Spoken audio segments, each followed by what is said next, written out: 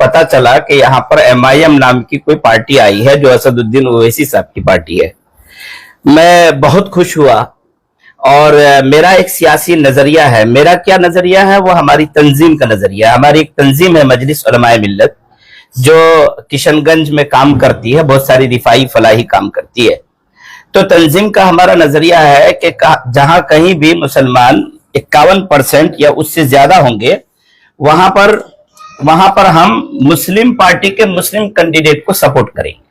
लिहाजा जब हम किशनगंज में देखे तो हमने देखा कि भाई किशनगंज में तो माशाअल्लाह चारों बल्कि सीमांचल की 10 सीटें ऐसी है जहां पर 51% या उससे ज्यादा मुसलमान है और MIM पार्टी आई हुई है। तो मैं एक नजरिए के तहत बगैर किसी कंडीशन के, बगैर किसी शर्त के अख्तरुल ईमान साहब MIM और ओवैसी साहब के लिए लड़ता रहा, सबसे लड़ा।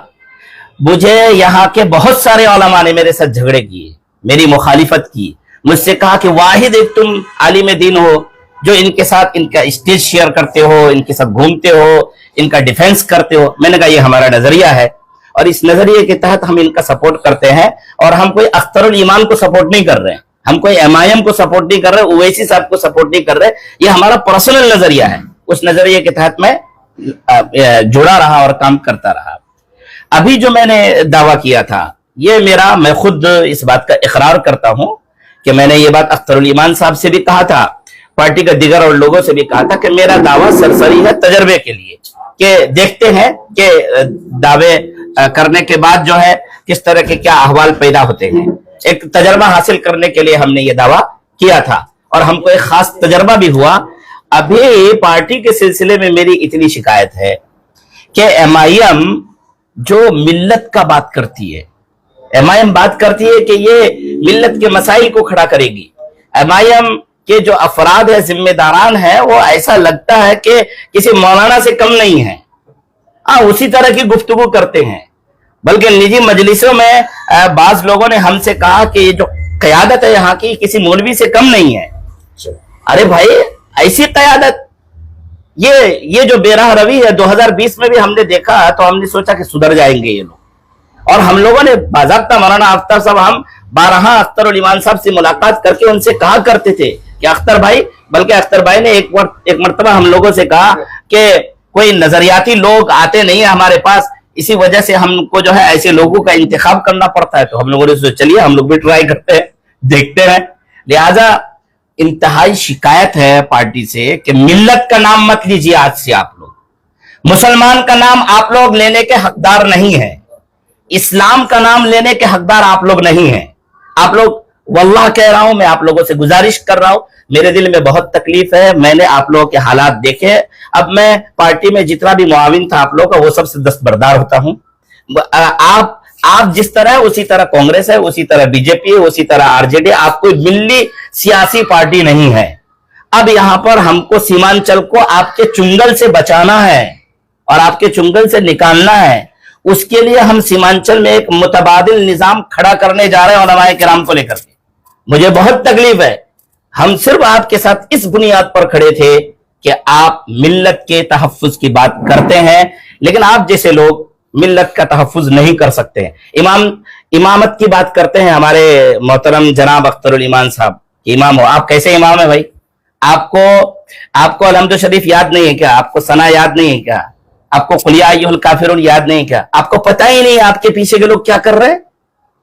या ओवैसी साहब कैसे इमाम है कि यहां पर क्या हो रहा है उनको पता नहीं है? कैसी नमाज पढ़ रहे हैं और पढ़ा रहे हैं आप लोग? देखिए, आप लोगों ने गलत ट्रैक इख्तियार किया है। अब्दुल्ला सालिम में क्या कमी थी, मुफ्ती अतर में क्या कमी थी? चलिए, मैं तो दस्तबरदार हो गया था। इन दोनों हजरात में क्या कमी थी? मैंने 12 लिखा अख्तरुल ईमान साहब को, अरे भाई किसी एक मौलाना का इंतखाब कीजिए ताकि हम लोग अपना मुंह दिखा सके। आप लोगों को मौलाना लोगों से दुश्मनी है, इस सिलसिले में मुझे शर सद्र हो गया है। मुझे यकीन कामिल हो गया है कि यह पार्टी ना हैदराबाद में आज तक किसी आलिम का इंतखाब किया है, ना सीमांचल में किसी आलिम का यह पार्टी इंतखाब करेगी, बल्कि उलमा को ये लोग उलमा को हकीर समझते हैं। इसका मुझे अंदाजा हो गया है, एहसास हो गया है। इसी वजह से मैं पार्टी के तमाम मुआविनत से जो भी तावन में देता था अख्तरुल ईमान साहब को, पार्टी के दीगर अफराद को, वो सबसे दस्तबरदार होता हूं। एक विकल्प में यहाँ पर इंशाअल्लाह उलमा के साथ मिलकर के खड़ा करने की कोशिश करूंगा। शहीन साहब, आपने क्योंकि हलफनामा लिया था और आपके यहाँ से दूसरे शख्स को जो है मुंतखब किया गया है एज ए कैंडिडेट, तो आप मुतमईन नहीं है, बेहतर उनको विकल्प नहीं मानते हैं? बच्चा है वो, मुस्कुराना नहीं आता है उसको नहीं बैठने आता है। 10 लोगों के बीच में किस तरह एक बॉडी लैंग्वेज होता है, एक एटीट्यूड होता है, वो लगता है क्या कुछ। अब किस बुनियाद पर दिया वो सबको मालूम है, मैं अपनी जुबान को गंदी नहीं करना चाहता हूं। किस बुनियाद पर? नहीं का मैं नहीं बोलूंगा किस बुनियाद पर, सभी लोग बोल रहे हैं, आप लोग सुन रहे हैं कि पैसों का रेल पेल हुआ है और पैसों का खेल हुआ है। तो अब बच्चे का इंतखाब किया आपने। अरे मुक्तदा साहब को दे देते, डॉक्टर बरकत को दे, हारना ही था आपको। मुझसे कहा गया कि हार रहे हैं हम, आपको तो हारना ही था। जब कहा गया आपसे कि हम हार रहे हैं? जी, किसने कहा? कहा किसी ने। तो जब आपको हारना ही था तो आप यार किसी सही आदमी का इंतखाब कर लेते, लेकिन चूंकि आपको कुछ और चाहिए, जो और चाहिए उसकी बुनियाद पर आपने उसका इंतखाब किया है। आप अभी कसम के बारे में कह रहे थे, कसम जो है ना जबरी कसम, ये जबरी कसम थी, हम लोगों को मालूम है।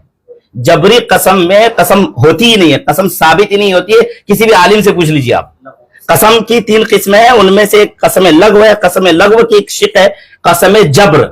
हमने अभी सर्च किया, अभी आपने जो सवाल किया था मुफ्ती साहब से, कसम जब्र साबित ही नहीं होती है। जबर वो तो लालच में, और बेचारा कौन कसम खाएगा बताइए।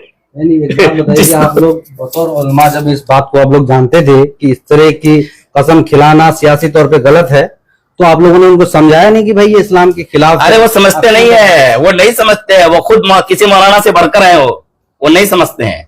आप वो छोड़िए, रही बात ये कि मौलाना लोगों ने क्यों कसम खाया, तो सर्च करके खाया मौलाना लोगों ने कसम। अच्छा, हाँ, बिल्कुल बिल्कुल पहले ही से तैयार है। बहुत ज्यादा आप वो करोगे तो हम 10 बच्चों को, यतीम बच्चों को खाना खिलाकर फोटो भेज देंगे, कफ्फारा अदा कर लिया हमने। अच्छी बात। चलो और कोई सवाल है भाई? ठीक है सर, थैंक यू।